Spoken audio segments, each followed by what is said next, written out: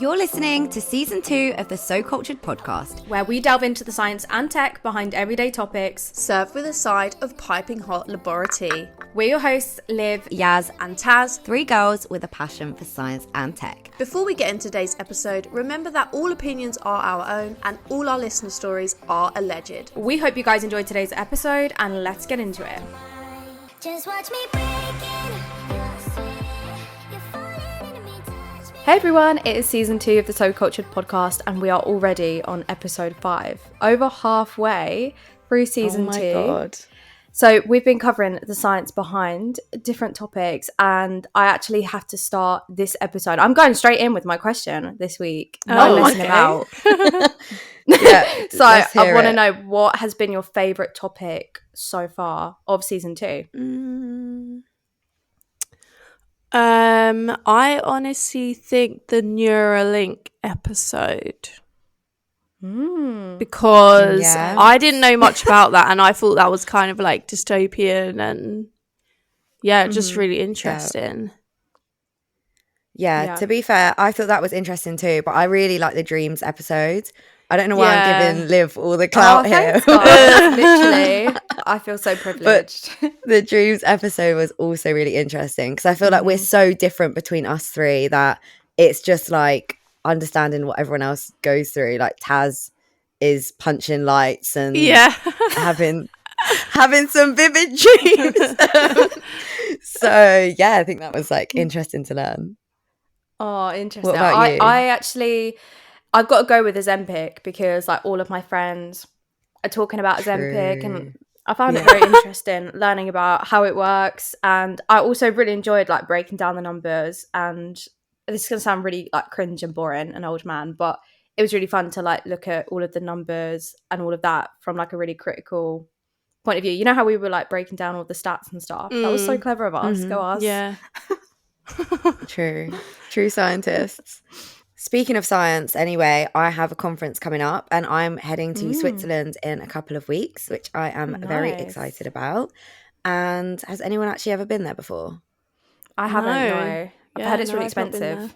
I know. I'm kind of worried. I'll be there for 10 days because the conference is a whole week. And then I'm doing a few days like exploring, and I've booked some of these scenic train routes. And then I'm like going up a mountain and then to this glacier. I don't know. It sounds really fun. Yeah, that sounds really fun. But where is like the best place you've been to a conference, or where is somewhere that you would want to go to a conference that's paid for? Because Switzerland's expensive, so it's good that like they're paying my accommodation for a week and my flights. Even though flights aren't that much, but like it's a good opportunity to go somewhere that's spenny. Yeah, I've not really gone anywhere. Well, actually, that's a lie. I've gone to Belfast and I've gone to Amsterdam, and I was also meant to go to. What are you laughing at? What are you laughing? Belfast. Like, I started with where's the best place you've been to, and then Taz's like Belfast. I mean, for a conference, but and let me get to it. But I was meant to go to Montreal. But COVID hit, so it got like changed to a virtual conference. So, and I've just not had a chance other than that. But I really want an excuse to go to Japan. So, like, if I could go there, like, and use like conference money to like get there and back, then that would be great. Yeah, literally.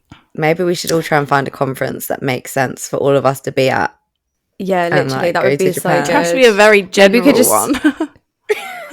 just STEM science, just science. Yeah, maybe the best. I've only really been to. So where have I been? Italy and. I've been to Italy Spain as well. What am I talking about? Yeah, Italy's beautiful. I love Italy. Belfast. But, it's better It's than my Belfast. favourite place, guys. It's actually a fun night out, so. Is it? I bet you loved that. Oh wow, Taz enjoying the nightlife. Yeah. Yeah. I don't know. I would say another one that's like also expensive is Iceland. I'd like to go there. I went on holiday there, but I feel like going back to do other bits like for work would be fun. Yeah. Because I feel like they do have a lot of conferences that happen out there, which I think would be very, very fun. Surely the marine life out there is kind of insane as well. Like, don't they get like a lot of whales? Taz, Do you not follow my Instagram? Do I work on whales? I know, but still, it's interesting, isn't it? I don't think I'm going to a conference about whales. But I mean, just to go see it. Like, there's so much to see in Iceland. Like, I was gonna say, like, you have a general interest in like marine life, don't you? Like, Yeah. I'm with you, Taz. Like, your Instagram handle is marine biology with Yaz. Sorry for jumping to conclusions that you might want to go and see whales in Iceland. To be fair, I did. I actually worked with one of the tour companies there, and I was like teaching people about the problem with whaling. Like, people consume whale meat in Iceland. So Okay. what? Taz Who is eats literally pulling whales? a little face. Yeah, and a lot of people, it's like exported to Asian countries, and they think it's like really good to eat. Or people that go there think that Icelandic people eat whale meat. And in Iceland, I think there was a survey done. I can't remember the numbers, but I have a reel about it. A lot of the locals don't actually eat whale meat, but it's just considered a tourist delicacy. So tourists just get roped in and start eating it, and actually, like, there's no point. What's the weirdest thing you guys have eaten? A rat or snake. Huh? Sorry, backtrack. A rat. Sorry, what? How? It was in why, Vietnam. when, Where? I need to get a picture. I'll have to Sorry. insert picture. How do you not know that they just plucked that off the streets? Because it was quite small. No, it was like sprawled. Maybe it was like grown. Babes, they was What? It was like a What? wait. If you've seen the size, what? It was like a full rat, or it was like It rat was just meat. like it was like butterflies. Oh my god.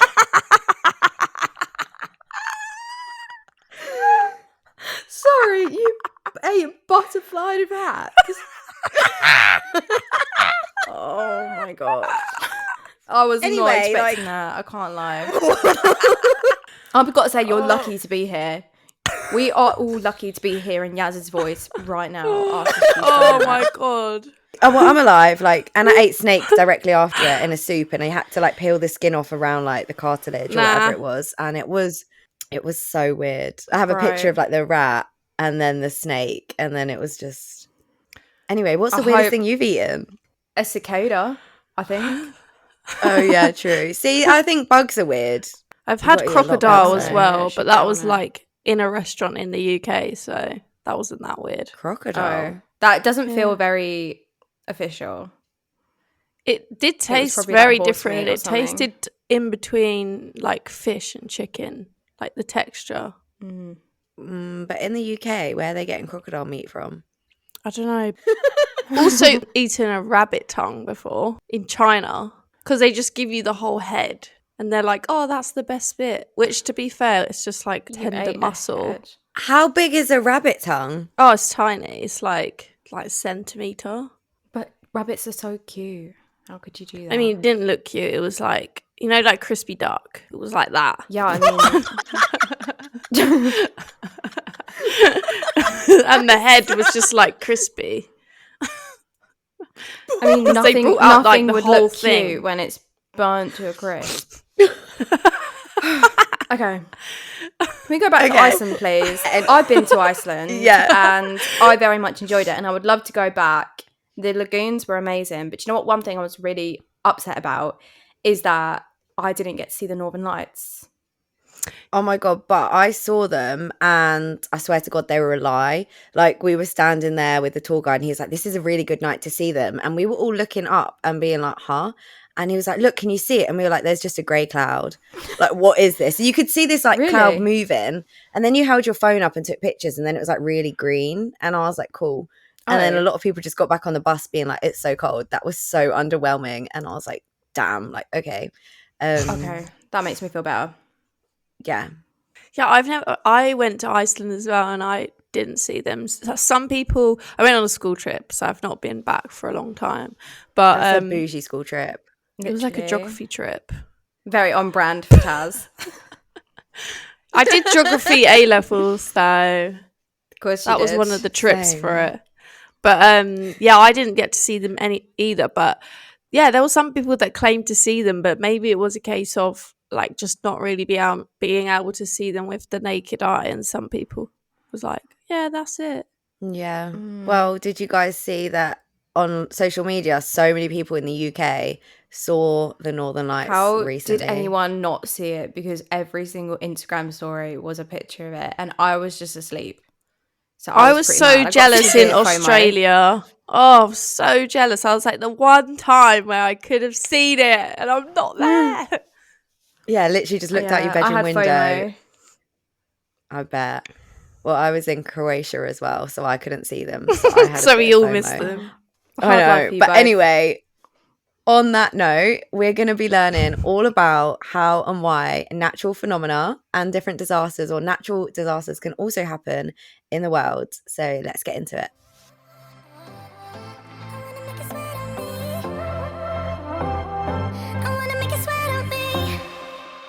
Well, girls, obviously we were just talking about going on holiday or presenting research at a nice location for a conference. But what if you were literally presenting your research at a scientific conference in a different country and you came across a natural phenomenon? Depending on the type of phenomenon, I'm like, Liv, I can't say the word. Phenomenon. I told you it's difficult. Phenomenon. But obviously, depending on the type of phenomena, what would you do or how would you react? Well, it depends on what phenomena it was. Yeah. Phenomenon? Well, I assume there are like different types of phenomenon. But if I saw the Northern Lights, I'd be happy because, like I just said, I really want to see them. Yeah. But I guess if it was, I don't know, it depends. Like if it was scary, like something destructive, then I wouldn't be happy. I don't know, it depends what it is. So basically, there are actually different types of natural phenomena. So there are geological phenomena, which is often thought of to be like tsunamis, earthquakes, volcanic eruptions, and then you've got what we call atmospheric phenomena, which include the Northern Lights, so the aurora borealis. I can't say it. Aurora borealis. Aurora borealis. Aurora borealis. Yeah, all the Northern Lights. Let's call it the Northern Lights because I'm struggling. That also includes stuff like lightning and even the presence of rainbows. Then we've also got celestial, which is meteor showers, which I don't think I've ever seen. I think maybe I've seen like one shooting star, but like never meteor showers. I've never. No. I've seen like one shooting star. Did you guys make a wish? I feel like... Yeah. Cute. What was your wish? Make a wish upon a star. Right, anyway, we also have biological phenomena, which includes stuff like animal migration and bioluminescence. Taz can't keep it together. So many things come under like the term phenomena, like so anything from the aurora borealis all the way to animal migration. Yes. And I didn't even think animal migration was a phenomena, but then I guess when it's you think true. About how do they actually know what they're doing? Doesn't phenomena just mean like an event? So it's like a natural event. Google. It's like a fancy scientific word for event. It's a fact or situation that is observed to exist or happen, especially one whose cause or explanation is in question.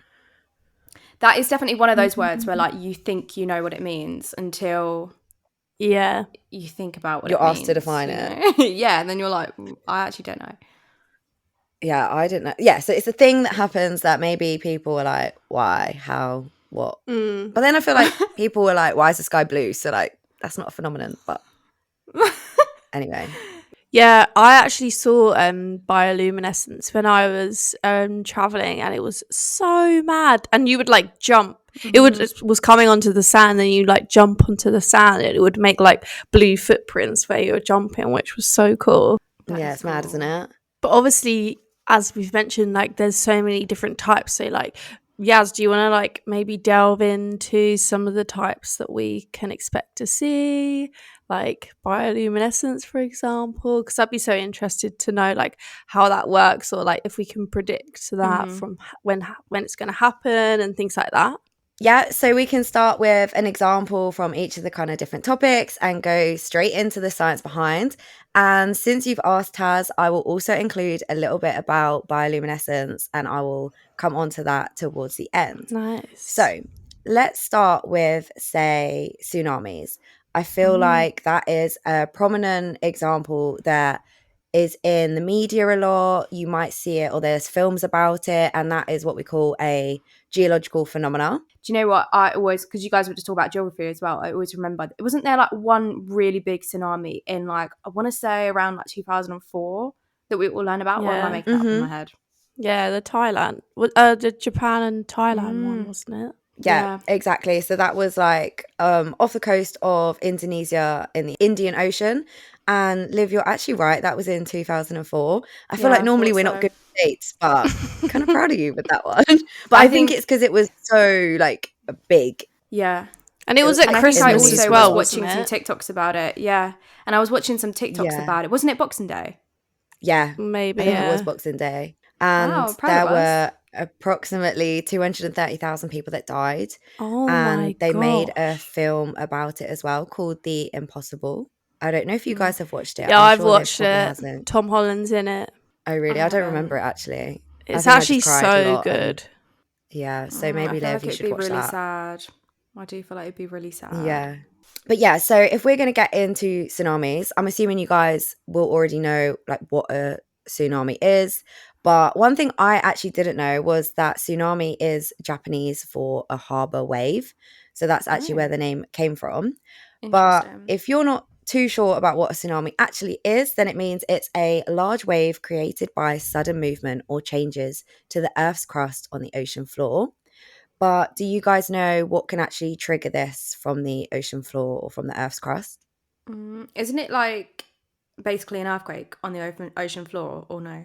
Yeah, pretty much. So, but it could also be from like underwater earthquakes, volcanic eruptions, from landslides, or it could even be from meteorite impacts, and so essentially we have the tectonic plates that make up our planet and form our continents.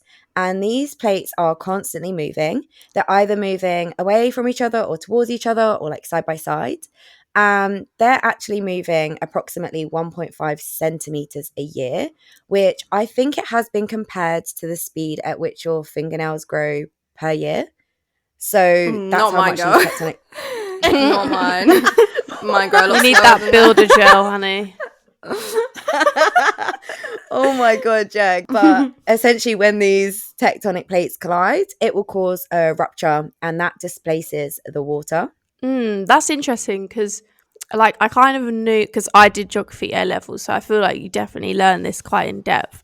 But like I knew that it was caused from like things like earthquakes. Well, one of the things that I don't understand why it happens is why, like, you know, well, even when I was traveling, they were saying if the water level of the sea goes like drastically down and all the water like goes back, then is a sure sign that there's a good sign there might be a tsunami coming. So like, why does it all like drain away? Is there a reason for that? So it's like where the water just like really recedes quickly, and that's called a drawback. And if we just take it back to what a normal wave is, a normal wave has a trough at the bottom and a crest at the top of the wave.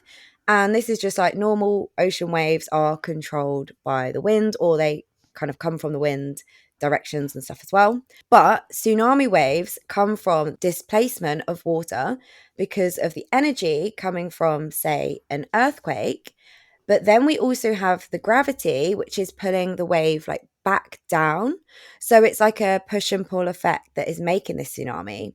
So the reason that we get this actual drawback is, if you're thinking like tsunamis are traveling in deeper waters, because that's where they typically start, like out at sea.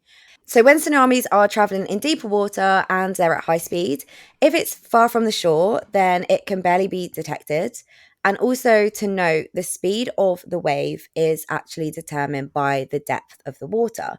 So if the wave is happening in deep water, such as at like 5,000 meter depth, or the water level is at 5,000 meter depth, obviously the wave is at the top, then this wave can travel at approximately 800 kilometers an hour, which the National Oceanographic Center have compared it to the same speed as a jumbo jet.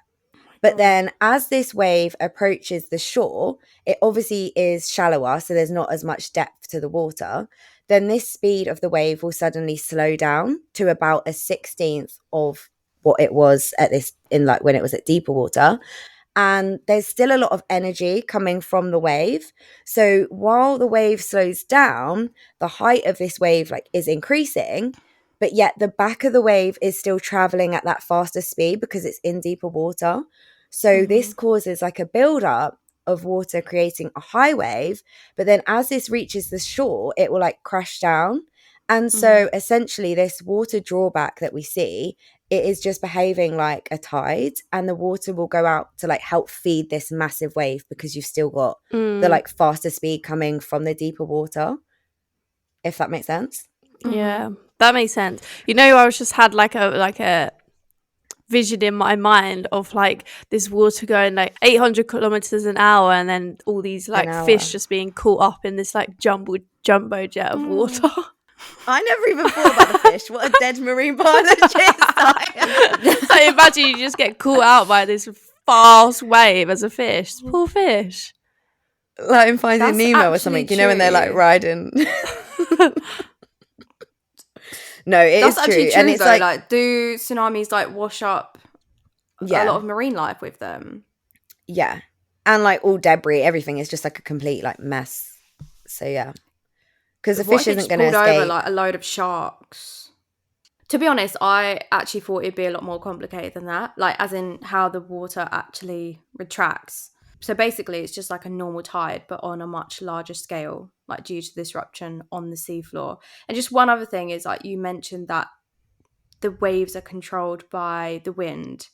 Are they also controlled by the moon, or is that a myth? So that's the tides that are controlled by the moon. And so that's to do with the gravitational pull. Okay, yeah.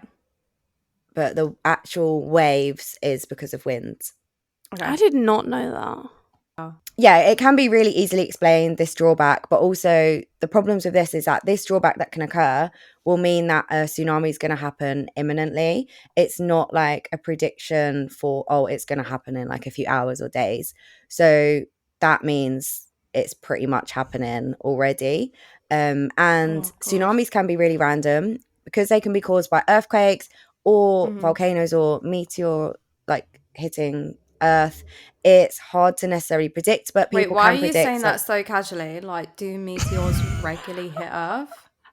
That's what I thought. You were like meteors hitting Earth. Just I was God. How often does I'm this Googling that. Oh yeah. Do you really want to know? This is some random website, actually. I don't think I should trust it. The confidence. Oh yeah. Reddit. Just read. Oh yeah. Look what I read on Reddit. It says some 17,000 meteorites fall to Earth every year. So I don't believe it because I don't know what the website is. Yeah, but is it a little rock, or is it? Yeah, exactly. It's not a big one that's gonna that's not gonna abolish cause a tsunami. Dinosaurs. Yeah, but that's what I'm saying. When tiny it's little plop. I'm saying you said 17,000 hit Earth, but how big are they? How likely are all of them to cause a tsunami? Okay, then is my question. I doubt that's probably the lesser end or extent of tsunamis being caused from it. I think the more likely occurrence is from earthquakes, from being on a fault line, or from volcanoes erupting. Okay, so we mentioned earlier that you could tell us about how we might predict these things. So tsunamis, how could we predict them? So we can predict tsunamis. We can use seismic monitoring to detect earthquakes. And the tsunami waves can actually be picked up by ocean buoy systems too. So that data can provide the information on when it may be occurring. And there's also buoys on the ocean floor called deep ocean assessment and reporting of tsunamis of DART systems can also send satellite data to inform when there's changes in pressure. And this could also help predict tsunamis. But stuff that's related to, say, landslides or volcanic eruptions is a lot more difficult to predict. So some scientists are using simulation models to test when a landslide might occur, or look at the soil chemistry to try and better predict them. But I do think like that has taken a bit of a turn. We should probably talk about something a little bit nicer, because I do think that is quite dark. So let's think about another type of natural phenomena. So this one is supposedly what so many people in the UK have seen. It is much loved and a bucket list event. And this is the word that I can't say. So Liv, can you say it for me? The Aurora Borealis. Thank you. Or the Northern Lights, which I'm just going to say Northern Lights, because every time I try and like say the Aurora Borealis, I think that's it. Yeah. It just doesn't come out right. Okay. So do you guys know how, like what they actually are or anything about them, apart from like they're just pretty colours in the sky? No, I literally have no idea what they are or like how they come about. I think I like watched something that Brian Cox spoke about. So I have a vague idea. I know it's something to do with like, I don't know actually, electrons from the sun. I might be making that up. You're going to have to refresh my memory. Okay, yeah. So let's get into it and see a little bit about the science behind. So normally you can see the Northern Lights in the north or like the polar regions, which is obviously why they're called like Northern Lights. And that's the best place you can typically see them, whereas people were able to see them in the UK. So it's all to do with the Earth's magnetic field and charged particles from the sun. And obviously I don't know why I ever try and pick physics topics to talk about, because it's not my forte. So essentially, the sun actually continuously emits a stream of charged particles, which is known as the solar wind. The Earth then deflects these particles by the magnetic field, which is called the magnetosphere. This is basically a little bubble around Earth that protects us from cosmic and solar particle radiation. However, some of these solar wind charged particles can actually enter the Earth's magnetosphere at the poles, and when they collide with molecules that we have on Earth, such as oxygen or nitrogen, which is in our air, because when we think about our air, just like a reminder, it's like around 78% nitrogen and 20% oxygen and some other gases. This can also cause like the transfer of energy. So then this energy is released in the form of light, because Wait, you so know the how gases are emitting energy, right? Is that what you mean? Yeah. Yeah. So it's to do with the interaction with different gases. So the charged particles, if they're interacting with, say, oxygen, it will give a green and red light, which will be emitted. But if it's interacting with nitrogen, then it will be more of the blue or the purple tinges, which I think in the UK, a lot of people saw this purple, whereas when I was in Iceland, it was very like bright green. So that's just to do with the interaction with the different gases. Is that kind of similar? Do you guys remember, like in chemistry class in like secondary school, when you used to put different things under? Yeah, and then it would like go different colors. I can't remember what those. Me neither. I can't remember. I can just remember the flame. I want to say it was like, I think it was metal, so maybe not. Yeah, it was. But I guess metals. kind of same concept. I don't know. I think and then they burned. The flame was different. Yeah, I don't think that's the same thing. No. Yeah, you know what I've always wondered as well, because like obviously when you're on the ground, like how high up are they? Because you're talking about like charged particles coming from the sun, hitting like what the magnetosphere or the Earth's magnetic field. So like, are they like really high up in the sky? Like how high up? Yeah, I think that's a really good question, because it's not like to think with your eye as well, like how far, what are you seeing?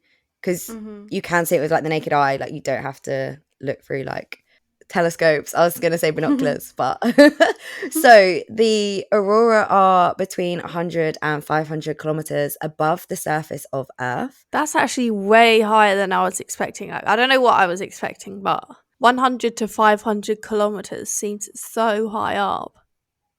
Yeah, literally. And the International Space Station orbits the Earth at about 400 kilometers above the surface. And astronauts on the space station often get a side view of the Oh my aurora. gosh. And that's cool too, because the side view of an aurora can give you an unbelievable show. And Wait, am I actually thick? Because, like, wait, how do you see it? How do we see it then with our eyes if it's in space that far away? Because I can't see the moon. you can see the moon. Like, No, I can't see. Oh, What? that was a bad example. Okay, what I meant is that I can't see planets. So, like, really, now my new question. My new question is, like, how close is it to the moon? Because, like, how far? I don't know how far 500 kilometers is. How far is that? I don't know. Is the moon in the magnetosphere? No. No, the moon's in like. Sorry, I can't laugh at this.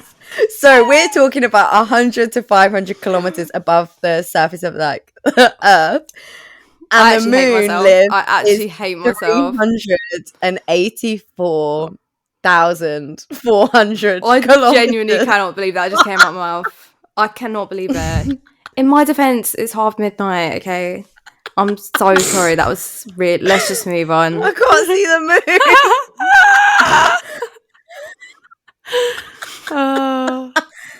Well, anyway, talking of planets that you can't apparently see, well, Saturn and Jupiter also have beautiful auroras that could be even more powerful than Earth. So there is a lot of mystery around aurora as well. And scientists are always looking at new missions to better understand the relationship between the sun and the Earth and being able to forecast auroras and space weather. That one's not even funny. Like, I'm actually off myself for being that thick. Oh, well, anyway, let's move on from planets, stars. Please, can we? Because I actually feel really stupid. So I just want to move on. Yeah, Thanks, okay. Yaz. Let's move on to what I think is probably my favourite thing that I just think is really cool and what Taz is interested in learning about as well. This is the biological phenomena of bioluminescence. So did you know that this is kind of my forte because it's to do with phytoplankton? They can emit bioluminescence the same as fireflies. I just remember that song. That was like a banger back in the day. How does that go?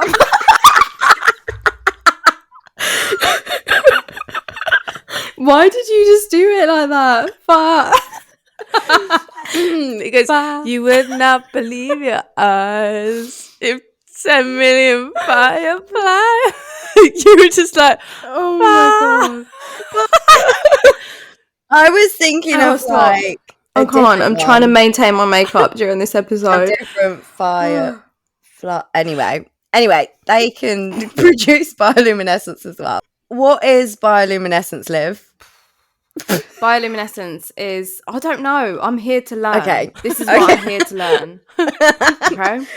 Okay, let's go for it. So if you've not seen it, it can be a really prominent like neon blue or green glow, typically in the sea. And when you're splashing about in the waves, you'll kind of like see the movement because it can trigger like the phytoplankton. So bioluminescence is a natural chemical process that can occur between two proteins when they interact.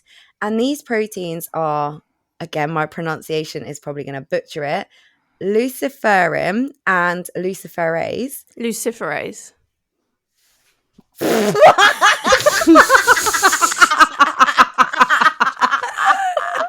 Oh, I'm done. Luciferin and luciferase. Yeah? Oh my god. Luciferin. Right, let's start again. I actually hate us. Bloopers. Right. Bioluminescence is a chemical process. Wait, how do you say Luciferin? Can I want to just give a quick rundown on why I know what this is. So luciferase is like commonly used as like a reporter gene in like cloning and stuff. So if you get your cells to express the luciferase gene, you know that you've like transduced a gene within that cell.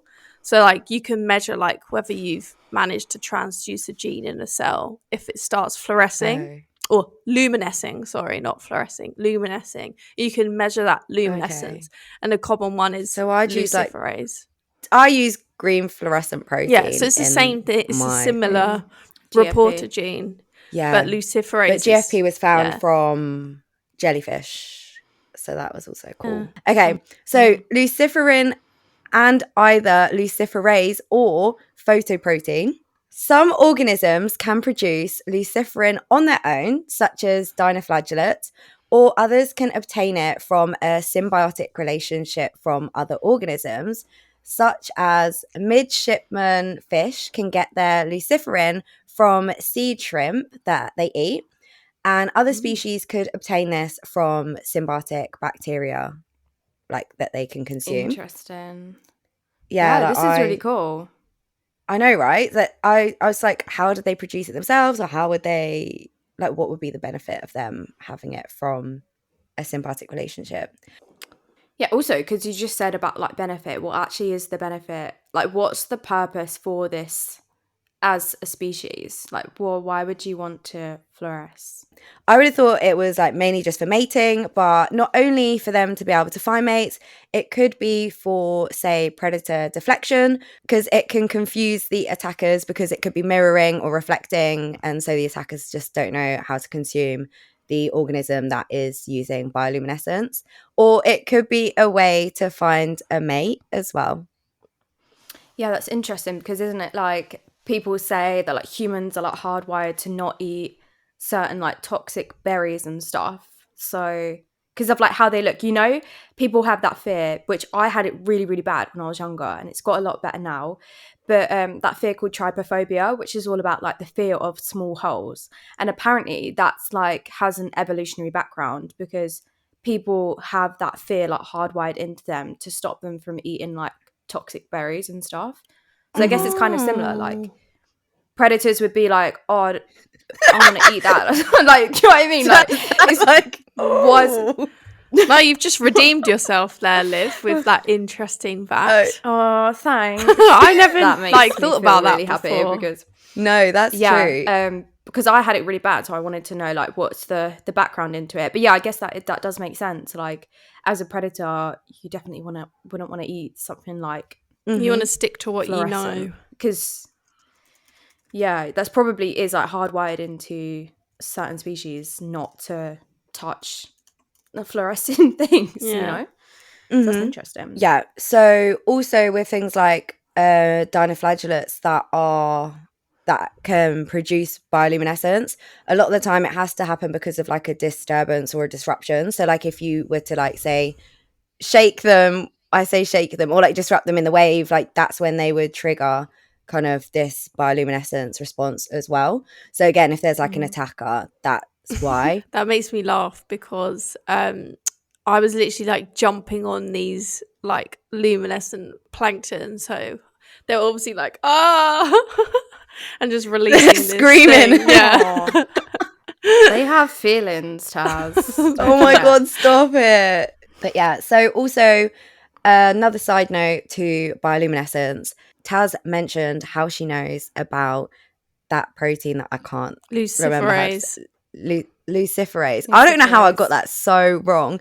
Anyway, there is a lot of applications that could be emerging from bioluminescence in the field of biotechnology, and some of it could be used for, say, gene assays or analysis of pollution in different ecosystems. And I do think that this is something that we should do a whole topic on, is the term of biomimicry, which is when they take stuff from nature and then they apply it to real world applications, such as like Velcro. Do you guys know where Velcro came from? No. So essentially, the guy who invented Velcro had literally been wandering around in nature, and he'd realized that some of the tiny hooks of a certain type of plant called the cockleburs were actually sticking onto his trousers, and he was really confused as to how it was attaching. So he took that design from nature and from these plants and actually then applied it to what we now know as Velcro. Yeah, that's actually so interesting. I love hearing like the backstories about like, especially when they're personal stories, right? About like how like certain scientific discoveries came about. Like last week we were talking about that scientist and Mary, and like how that was kind of like a nice backstory to Neuralink. But I genuinely found all of this so interesting, like learning about, I mean, I want to say like learning about all of these topics that you hear about every day, but that's literally the whole point of this series. So, but yeah, I really, really enjoyed this. So thanks, Yaz. That was really interesting. Yeah, thanks, guys. I hope you've enjoyed it. And if you want to learn anything more about what we've discussed in today's episode, you can always find the science linked in the description. This episode is brought to you by SciSpace. Yeah, guys, SciSpace is your one-stop destination for all things research related. Yep, it's the easiest way to find, understand, and learn any research paper. But honestly, having access to millions of papers is useless if you don't actually understand them. Which is why it is so useful that SciSpace has an AI tool that allows you to access a quick summary. Yeah, that's so true. And it's actually so easy to use. You can search for any paper or upload a PDF to the website yourself, and then simply just use the chatbot to ask it any question that you want. You can even ask it to explain the abstract in just 2 lines. My favourite thing is that you can even get it to break down mathematical equations, which I need because we all know I'm not the best at math. And you can even ask it to break down complex figures. Yeah, and when you're done, it even has an extra feature called related papers. So instead of wasting time looking for like the next relevant paper to read, SciSpace does it for you. Yeah, true. And that makes conducting literature reviews so much easier as well. Yeah, I think this is incredible and very, very helpful. So where can our listeners find SciSpace? Yeah, so all you need to do is go to typeset.io, set up an account and get started. And does it also have a Google Chrome extension too? Yep, it does. Yeah, and SciSpace have also very kindly given you guys not 1, but 2 codes. Yeah, you can use socultured20 for 20% off our monthly subscription, or socultured40 for 40% off an annual subscription. Thanks again to SciSpace for sponsoring this episode. The link to SciSpace will be available in today's episode description. And now let's get back to today's episode. I'll slip into your dreams tonight. So give me your Okay, before we get into today's laboratory, we just want to give a quick trigger warning. So today's discussion will involve us covering topics around sexual harassment and themes of sexual assault. So if you feel like that's something that you don't want to take part in listening in, we totally understand. And we very much look forward to seeing you in next week's episode. And for those of you who do want to stick around, here's your warning that these might be some uncomfortable discussions, but we feel like these are really important discussions to have to raise awareness. So yeah, that's why we've decided to discuss it on today's episode. Okay, guys, so this week is a little bit different to the laboratory that we've done before. So I just want to like preface it by like saying this isn't gossip, and like it's a fairly serious situation and like something that I want to talk about, because obviously being girls in STEM, I think like we could potentially relate to it in some way, and I think it's such an important topic to talk about. So a little bit of a different one for this week, but yeah. Okay. So recently in the media in Sydney, there has been something that's come to light in sort of like the science world. So there was this like really prestigious cardiologist, and he basically was found to be, or allegedly found to be, sexually harassing someone that he had employed. And the article, we can link the article for people to look at, but it delves into like some of the text messages he sent to this employee, and just like essentially want to highlight what kind of behavior is not acceptable like in the workplace. Obviously this article does highlight it as well.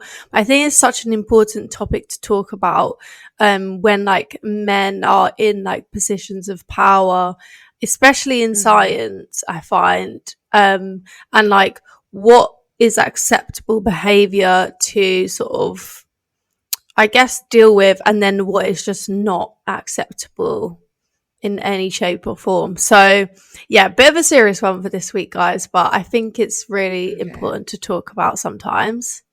So you're saying that there were some text messages. What kind of text messages were these, and are these available? Like, can you see them on this article? So I'll give like a timeline of events, and I'll delve into like some of the texts that were sent. Apparently it all started the day she started work on June the 14th, 2022, when he took his junior for a coffee. And 2 days later, he offered her a lift home, which she declined. And he repeated his offer, which she again declined. And this basically began like a pattern of pressure where the lady in question alleges it escalated, and between 3,000 and 4,000 text messages were exchanged between June and December 2022. So like that's pretty intense.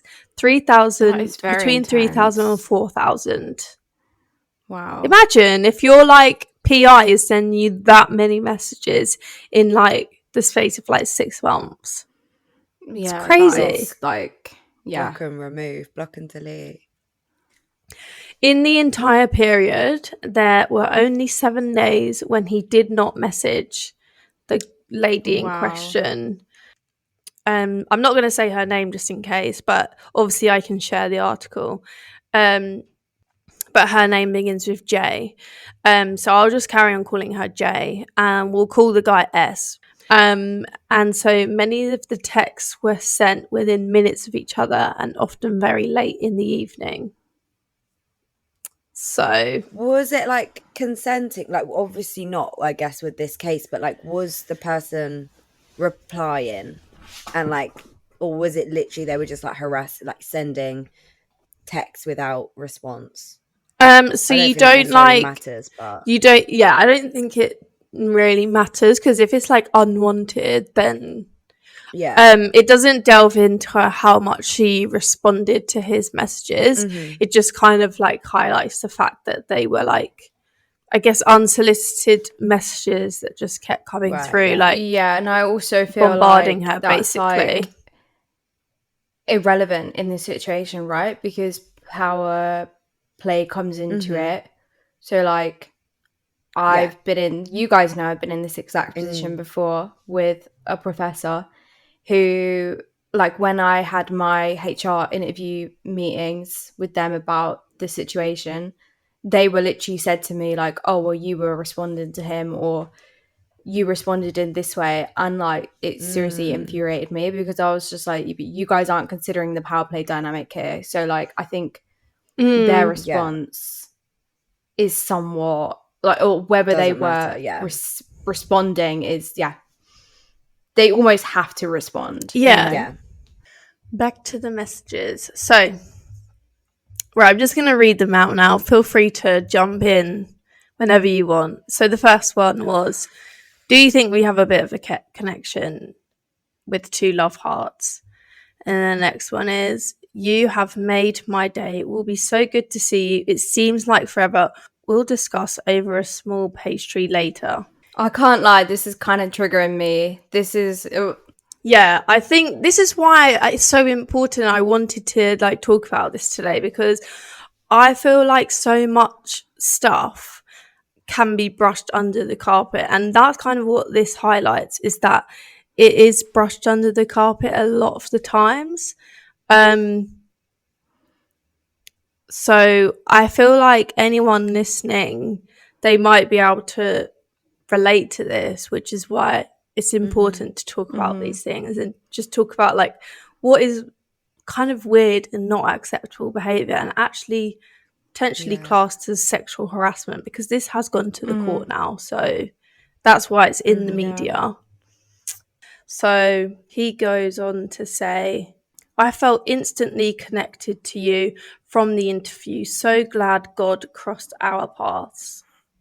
And then later that same day, Okay, go get your beauty sleep even though you don't need it, and see you tomorrow, sweet dreams. Thanks for letting me take you home. Makes me very happy. It's 7:25 p.m. and I'm showered and in my PJs, crying laughy face. How old is this man?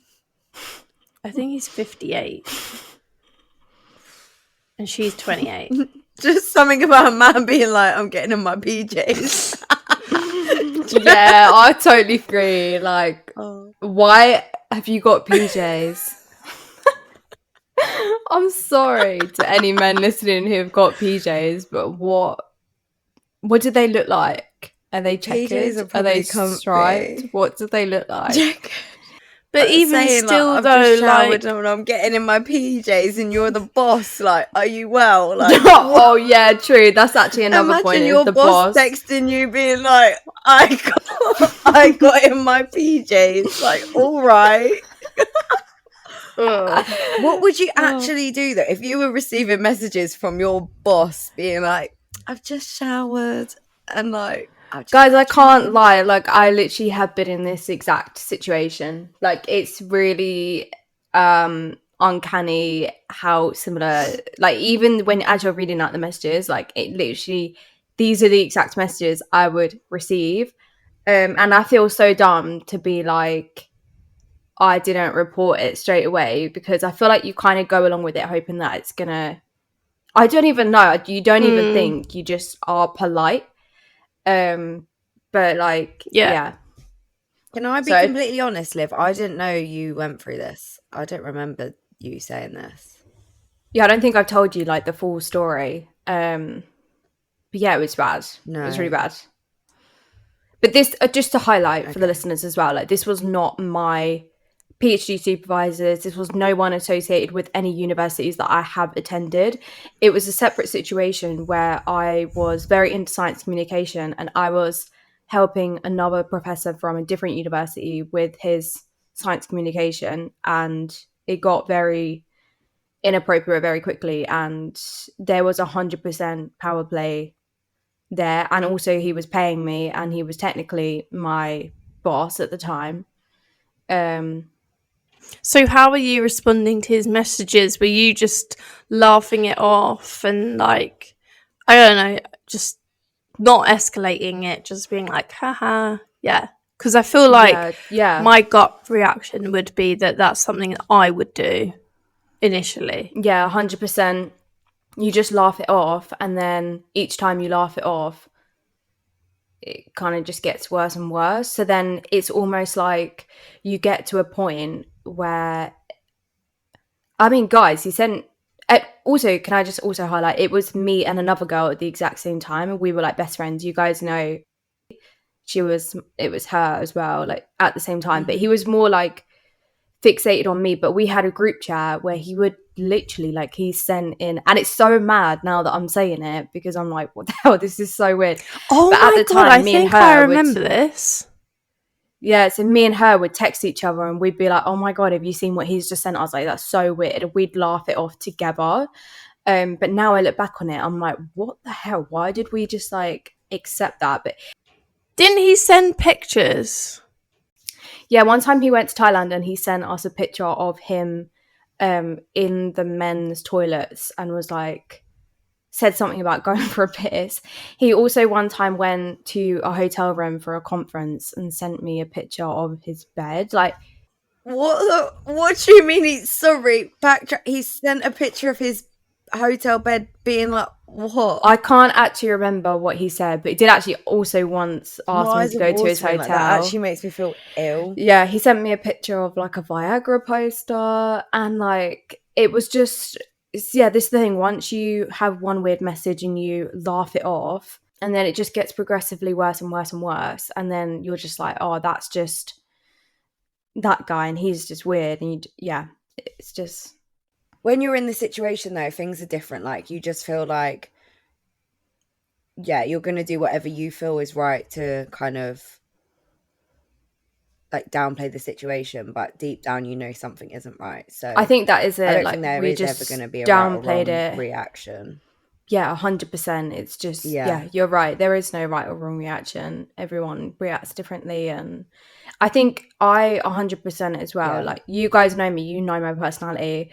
I would 100% be the type of person where if you had explained the situation to me, I would be like, that what creep. Like, there's no way I would laugh that off. I would report it straight away. But actually, when you're in the situation and there is that power play, and there's also like that relationship between you two as well, like, because like you want to believe they're a good person, do you know what I mean? Like, I want to believe he's a good person, like I'm working for him, I don't want to be working for a creep, so you kind of like almost make excuses for them. And yeah, you'd be surprised like how you actually react in a situation. Like, you might think, I'm going to react this way, but actually when you're in this situation you don't. So I think a lot of people will hear this story that you're telling us, Gaz, and they would be like, oh, that's so weird, why would she allow this to happen? But it's so easy to allow it to happen. Okay, I'm gonna carry on. Another message said, OJ, I worry about you walking at nighttime. I can be your personal Uber anytime. Sweet dreams, beautiful one. See you tomorrow. And then 4 days later, oh my God, you look good in glasses. Intelligent and beautiful. You have it all. And these are all with like heart emojis and stuff. You are the best, Jay. I don't know if you're joking, but I really, truly get excited to sleep knowing we have a coffee together tomorrow. I have separation anxiety overnight. You're so cute. I probably share too much with you, but it's the truth. I miss you on weekends. You are seriously too good to be true. Freaking best friend, Jay. We are both blessed that our paths crossed. So, I mean, those messages kind of indicate that, like, she said something that's given him that response. I don't think so. I think it's like the manipulation is in the messages. It's like the fact that he knows it's weird. But then also the language he uses is really interesting. Like, we both are so lucky. Not like I'm so lucky. We're both so lucky. Don't you know you're so lucky? You're so lucky that you met me. Like, do you know what I mean? That manipulative language. Yeah. And then the article goes on to say, a couple of days later, he pressed her for a coffee saying, I don't want to sound pathetic, but I won't see you for the rest of the week, with a sad face emoji. And for the rest of August, the statement claims that he texted her constantly, asking her for coffee while saying that he didn't want to sound too needy. Which he knows he is being needy. He also said that he was so glad that God crossed their paths, and that, in quote marks, you are never allowed to leave me ever, with laughing emojis. I will kidnap you if you try to leave. Again, God at work, aligning everything perfectly. That to me is the biggest red flags ever. Like, you're never allowed to leave. And like, if you take the like laughing emojis out of the messages, that's a terrifying message, because it's like, I mean, even that's genuinely like, you've not got a choice, because we have to keep talking, otherwise like I'm still coming for you.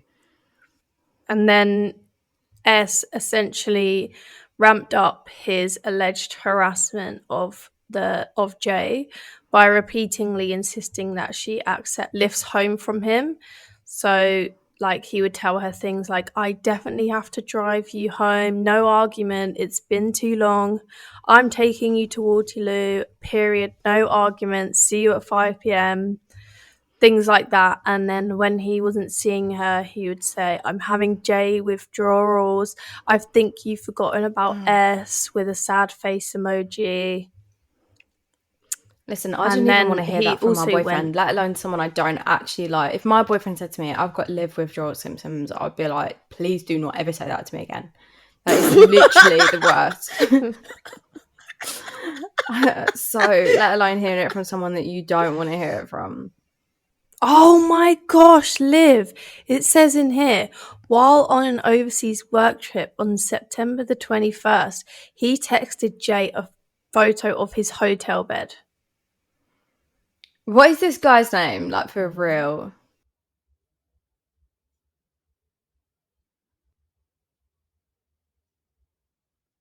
They got a forum to be like, how can I draw How to academic imagine. girls? Around October, I don't want to know. he touched her buttock, the claim, like Jay alleges.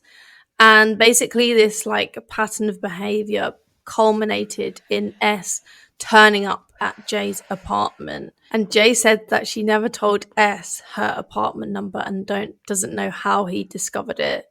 So maybe through HR documents or something. Yeah, your boss would quite easily have access to that. So she went downstairs to meet S, and he presented her with a pair of Apple AirPod Max earphones. So it got to a point where she started to feel so distressed that she was like feigning illness because of like just feeling so overwhelmed with this whole thing. So he continued to text her despite believing she was on sick leave, even video calling her, which she didn't answer. And she says to this media outlet, I felt I had no way out. I would have to leave and start all over again. Jobs in genetic counselling are hard to come by, and I didn't think there was going to be any resolution. And I was seeking medical help by then because I was at such low point. And if I would like try and assert boundaries and make the behavior stop, then S would react with hostility. She says, I would be in the bad books the next day. He would give me the cold shoulder a couple of times. He belittled me in a meeting after I perceived that I had rejected him. So like now he's using his position of power to like manipulate how she should react in situations. So it then goes on to say that in December she resigned from the institute, and 3 days later there's phone records in the statement that show that S tried to call her twice and then turned up at her apartment later, buzzing her intercom multiple times. Jay didn't answer, and her flatmate telephoned S to go away and warned him to stay away. Jay blocked his number, and she's since stayed in Norway and not returned to work since her resignation. So she says, when it comes to the thought of working again, I have panic attacks and I can't do it. S is of huge stature in medicine and drives a lot of funding to the institute. He has such an influence even among people in the non-cardiology world. He has connections everywhere. So basically, she also said that she loved her job and never wanted a case out of this. But basically, essentially what she did is she went to the media because she tried to seek help at the institute, and she tried to I guess stop the behavior, and nothing was done. So they now don't care when money's coming into the university. Exactly. Let me be honest. Like, I don't think they do. They're just like, money's coming in. They're good. They're good at what they do. We don't want to lose that. Yeah, so obviously it hit like front page news in Sydney, and now it's like a federal court matter. So it's gone to court, and I guess we'll see the outcome fairly soon. But honestly. Yeah. I mean, because so many people wouldn't do that, I feel like. I feel like people would just leave their job and go somewhere else and just never accept report that. it. Yeah.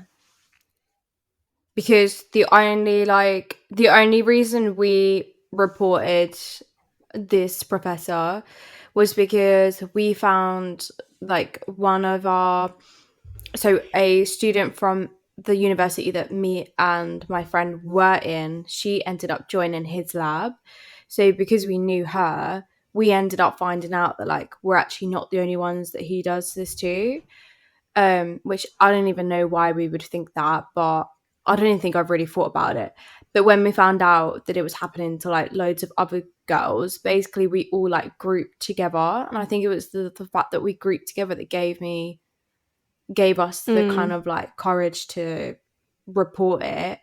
But I can't even imagine like having to go and report it all on your own. So like I think it's amazing that she did that and like so brave, and also to like get all of the text, like good for her. Like Yeah, she had the receipts. But like you say, like, because she's done this, he's obviously been suspended from his position, and it means that he won't hopefully be doing this to anyone else in the future. So I guess by doing that, she's prevented. I'm shocked he's actually been suspended, to be honest. Well, it's only because it hit mainstream media. I'm really happy to hear that. Like I said, number one, she had the bravery, the courage to do all of this by herself. Like, that is admirable. That's amazing. And then I'm also really happy to hear that the university actually took action and did something about it to protect their other, or they didn't? No. So this is the thing. This is what I wanted to talk about, is that I feel like if these things stay within the university, because these like big figures are getting in a lot of money, they tend to be very reluctant about suspending them or sacking them. That she'd reported it internally and they didn't do anything. It was only when she went to the media.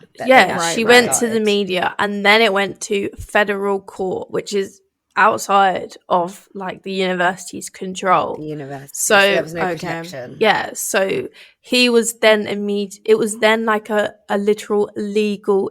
I'm not saying any of this wasn't illegal in the first place, but I'm just saying like it was made an official legal matter by her going to the Fair Working Rights Commission and reporting it as like a federal offence, and then he was brought into court. So the university did nothing about it. So obviously we just want to highlight that what is happening here is wrong, and if you've experienced anything like this, then being made aware that this is wrong and it is not something that's normal or acceptable. And if you're feeling uncomfortable in any way, speak to somebody that you feel comfortable talking to, because you could get some advice, even if you think it's in your head. I think, as I'm going to speak on behalf of women, from my understanding from being a woman, is that we sometimes make excuses and say, oh, well, maybe I've like led the person on, or maybe I was wearing a low cut top and that's why he was looking at my chest. You know, we always have excuses, and that is also wrong. So I think it's just like calling out the behavior. If there's a worry that universities aren't going to do something, it's speaking to the right people that you can trust. And I guess, girls, do you have any other kind of point of contact or advice for any listener that may have gone through something or know someone that's gone through this too? Yeah, just touching on what you just said, I think that is a really important point, is that unfortunately you can't always rely on universities and institutions to actually take the proper action that they should be taking, which is why I think this story is a really, really great example of like one to highlight, because through going to the media, she was able to kind of like get justice for herself, but also to set a really good example to other people that, hey, maybe your university or institution aren't going to listen to you, but there are people who will listen to you and will take the action that is deserved, you know? So yeah, just know that even if you don't feel like you're getting the right support in your university, then, or maybe there's not someone that you feel like you can talk to in your university, then please definitely consider talking to other people, even if it's just your friends, or your family as well. Okay, I think that wraps up today's laboratory and also episode 5. But I just want to say before we go, if you feel like you need any resources on this, if you're affected by this in any way, we will leave some resources in the description. And obviously our DMs are always open.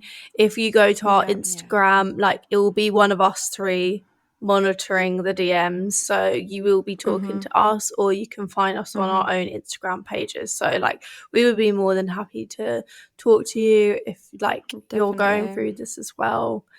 But yeah, that's it for today's episode. I hope you guys enjoyed it, and also you gained a little insight on our laboratory section today. And yeah, see you guys next week.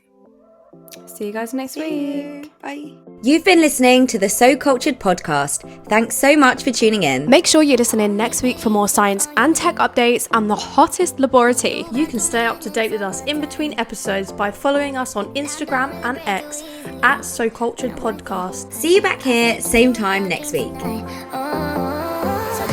me your all. I'll take it to Mars. Oh, I'll stick like glue inside your mind. Just watch me.